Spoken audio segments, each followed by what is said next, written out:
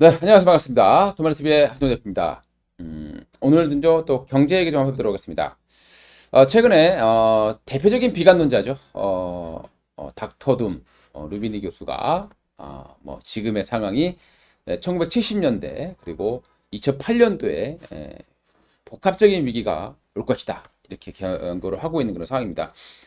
뭐 그렇게 될 가능성은 상당히 높다라고 봅니다만은 뭐 당장 오는 문제는 아니다라고 판단하고요. 그리고 또 우리가 2008년도와 또 다른 점이 무엇인지도 생각해 봐야 될 것 같습니다.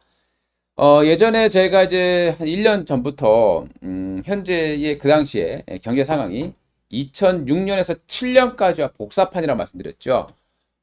인플레이션이 발생하는. 그런데 그 인플레이션의 다른 점은 그때 당시에는 수요 견인, 그리고 이번에는 공급 부족에 따른 그런 인플레이션이다라고 보시면 될 것 같습니다. 그래서 1970년대와 2008년도가 짬뽕됐다 이렇게 말하는 게 그런 이유에서 발생했다고 보시면 되겠습니다.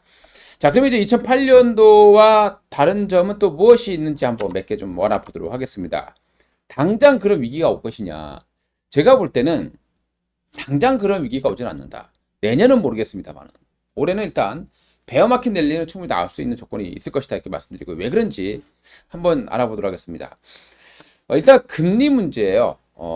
자, 미국이 금리를 올리면 항상 어디선가에서는 위험이 발생했습니다.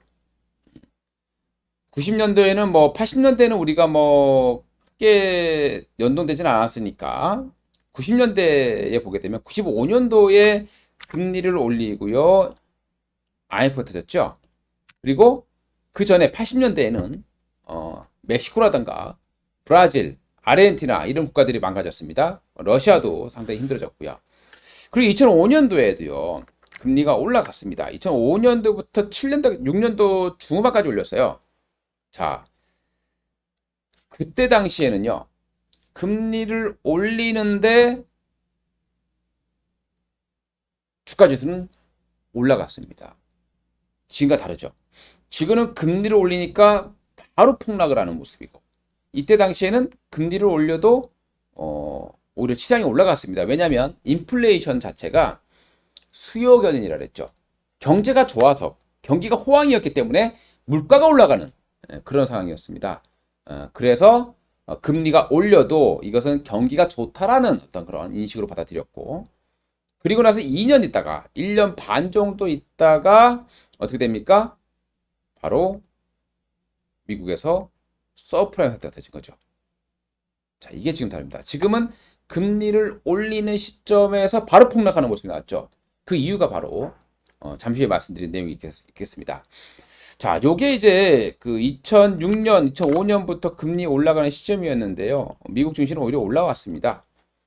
2007년 말까지 시장이 올라왔어요. 우리나라 같은 경우도 2006년부터 2007년 말까지 계속 폭등했습니다.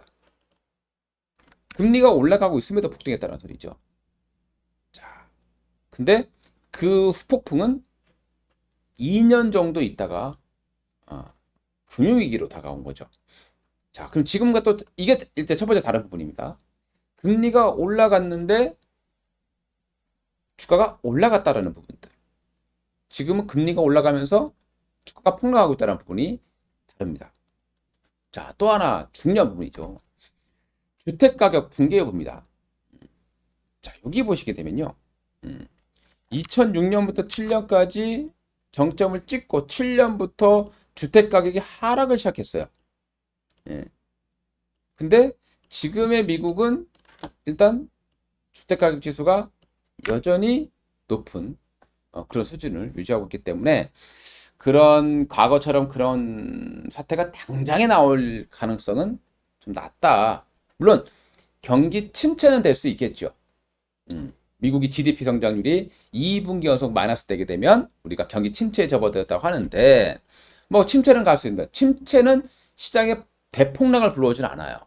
이런 실체적인 어떤 위기가 발생해서 대폭락을 한 것이죠. 근데 지금의 시장은 그런 상황이 아님에도 불구하고 침체라는 이유만으로 어마어마한 폭락이 나왔습니다. 그렇기 때문에 그런 하락의 이유가 조금만 완화된다라면 베어마켓 랠리는 나올 수 있을 것이다라고 보시면 될 것 같고요. 자, 가계 연체율이에요. 2005년도에서 이때 보시게 되면 가계 연체율이 이미 급등하기 시작했다는 거예요. 2005년부터요. 가계 연체율이 이미 급등을 시작했어요. 이게 다르죠. 지금 어떻습니까?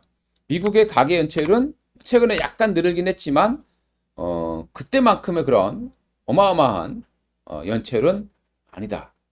이렇게 보시면 되겠습니다. 그렇기 때문에 미국에서 과거와 같은 그런 어마어마한 위험이 지금 당장 눈앞에 있는 것은 아니다. 이렇게 좀 판단을 해봐야 될 것 같습니다. 그러니까 이런 것만 본다면 우리가 그렇게 아주 지금 당장 그렇게 겁을 먹은 부분은 아니다. 이렇게 좀 판단이 되고요. 물론 이제 금리가 계속 올라가서 3.5% 이상 올라가고 나서 계속 이제 맴돌게 되면 그 이후에는 분명히 이제 과거 역사로 봤을 때 분명히 이제 위험이 오겠죠. 다만 지금은 당장의 위험이 아니기 때문에 시장이 너무 선반영을 해 있다라고 보시면 될 것 같습니다. 자, 또 다른 점이 하나 있죠. 요게 이제 문제가 되는 거죠. 2006년에서 7년까지는 그냥 금리로 미국이 정책을 많이 펴왔어요. 그러니까 국가 채무가 별로 없었습니다. 그냥 꾸준한 증가세만 보여왔어요. 이때부터 2008년도 이때부터 이제 정부가 재정 정책을 피기 시작한 거죠. 일명 양적 완화라는 돈을 막 헬리콥터로 뿌리기 시작하는 그런 시점이라고 보시겠습니다. 그러다 보니까 미국의 정부 부채가 이때와는 압도적으로 높다라는 거죠. 그러니까 향후에 뭐 1년이든 2년이든 어떤 위험이 발생한다고 했을 때, 그러니까 앞에서 봤던 그런 지표들이 바뀐다고 했을 때는 우리가 좀 두려워할 수밖에 없다라고 보시면 되겠습니다. 자, 최근에 이제 정부 부채가 급증했다가 이제 최근에 좀 줄이고 있는 그런 모습이 있죠. 이 정부 부채 이게 다른 겁니다. 그러다 보니까 이전하고 다른 부분들은 금리가 올라갈 때 주가가 올라갔지만 이번에는 그런 게 통하지 않는다라고 제가 예전부터 말씀드렸습니다. 뭐 간혹 금리가 올라가면 경기가 좋다라는 것을 반영한다 이렇게 해석하시는 분들이 있는데요. 지금은 본질이 다릅니다. 그때는 수요에 대한 인플레이션이고 지금은 공급 부족에 따른 인플레이션입니다. 그러니까 사람들의 소득이 크게 늘지 않았다는 소리가 되겠죠. 근데 물가가 올라갔으니까 당연히 소비가 줄 수밖에 없고 재고자산이 늘어날 수밖에 없는 그런 상황이 되는 거죠. 물론 현재까지 미국의 재고자산은 그렇게 많이 늘지 않았다라고 되겠습니다. 다만 조금은 이제 올라와 있는 그런 모습이고요. 여기 보시게 되면 이게 통화량이에요. M1입니다. 광의의 통화죠. 광의 통화가 어마어마합니다. 2000 뭐 요때와 비교할 수 없을 정도로 엄청나게 돈이 풀린 것을 보일 수 있겠습니다.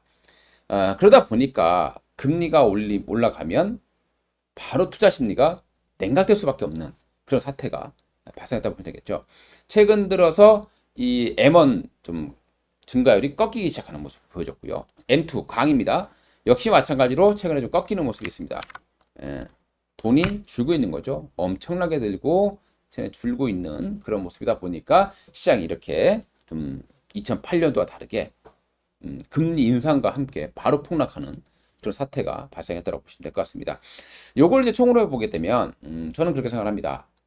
지금 시장은 많이 빠져 있고 당장 어떤 위험이 오지 않는다라면, 그러니까 위험이라는 것은 신용폭탄이라든가 어떤 기업들의 부도라든가 연쇄부도라든가 어떤 금융권의 파산이라든가 이게 나타났을 때 정말 큰 하락이 나타나는 거고요. 지금의 하락은 그게 나오지 않으면서 불구하고 선반영해서 빠졌기 때문에 조금만 호재가 나와도 급반등할 수 있는 그런 자리를 만들어 놨다고 볼 될 것 같습니다. 요게 조금 좀 안타까워요. 소비자 신뢰 지수입니다. 이게 좀 우려되는 부분들이 있어요. 최근에 소비자 신뢰 지수 2005년도에 2007년도에도 이제 이게 이제 금융위기 때죠. 그러니까 금융위기 터지기 전에 소비자 신뢰 지수가 좀 높은 수준이었습니다. 근데 지금은 위기가 터진 것도 아닌데 소비자 신뢰 지수가 50, 거의 뭐 역대 최저치를 기록하고 있다는 부분이죠. 그러다 보니까 경기 침체가 가파라질 수 있다는 우려감이 커지는 것은 분명한 사실이다라고 봐야 될 것 같습니다. 이게 이제 바로 2007년과 지금의 어떤 차이점, 대표적인 차이점이다라고 여러분들이 이해를 하시면 될 것 같고요. 최근 들어서 이제 우리나라도 신용폭탄 거의 이제 마무리되는 부분이에요. 최근 3일 동안 신용 반대 매매보다는 신용 매수가 조금 늘어나고 있죠. 그러니까 신용 이제 반등 매매는 거의 마무리됐다라고 보시면 되겠습니다. 우리나라 같은 경우도. 그렇기 때문에 시장의 반등 가능성은 조금 더 높아질 것이다.